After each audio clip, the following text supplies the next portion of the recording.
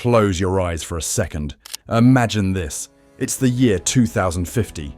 A cyclist is climbing Alpe d'Huez, but he's not out of breath. He's not sweating buckets. He's pedaling with robotic precision, as if his body knows something we don't.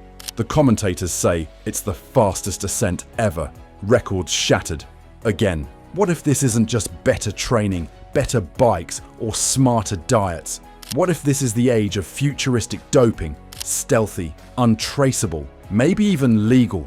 In this video, we're not just talking about the past scandals of doping. We're looking ahead, into the world of tomorrow's Tour de France.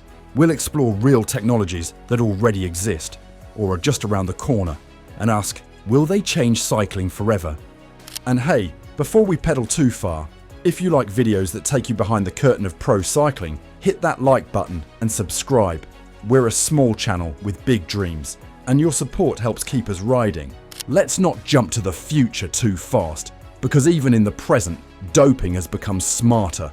Gone are the days of obvious syringes and shady hotel room transfusions. Today's athletes have access to cutting-edge medical teams, sports scientists, and legal supplements that push the very limit of what's allowed.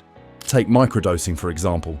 Instead of one large suspicious injection of EPO, athletes use tiny amounts across days. It keeps red blood cell levels just below the detection threshold. Or consider tramadol, a painkiller that numbs discomfort. Some riders used it to keep pushing even when their bodies were screaming.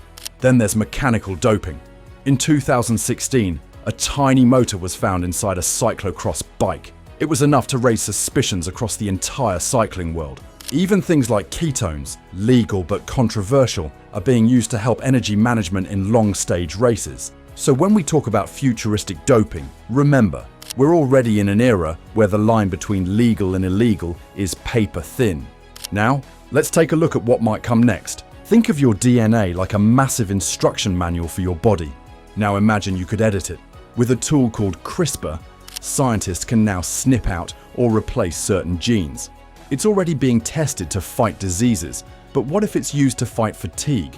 Let's say you're a cyclist who wants more endurance. Instead of training for years to increase red blood cell count, what if your body could just do it automatically? Your muscles could be made to recover faster. Your lungs could become more efficient. Your pain tolerance could go through the roof, all without any drugs, just edited cells. And here's the kicker. There's no way to detect it unless someone has your full genetic blueprint.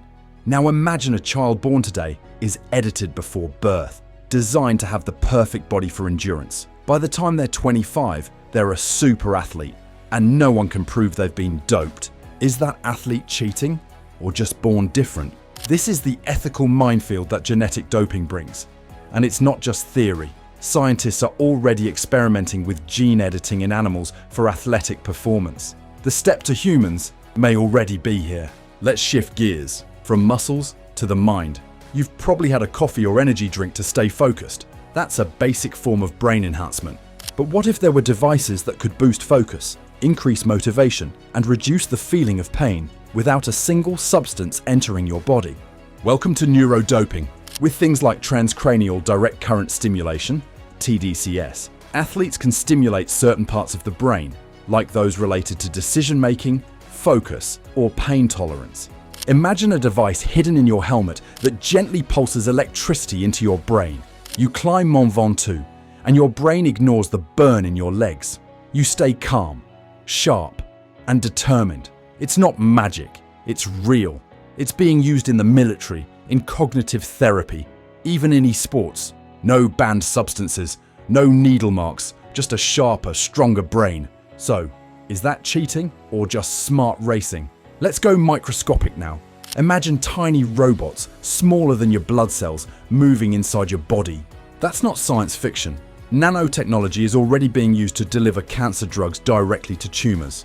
In the future, athletes might use nanobots to release extra oxygen during a climb, flush lactic acid before it builds up, deliver mini boosters to muscles under stress. They'd act only when needed. They'd be programmable, and best of all, for the athlete, they might be completely invisible to anti-doping tests. No syringes, no pills, just tiny machines doing the work inside your bloodstream. It's silent, it's invisible, and it could be the biggest game changer yet.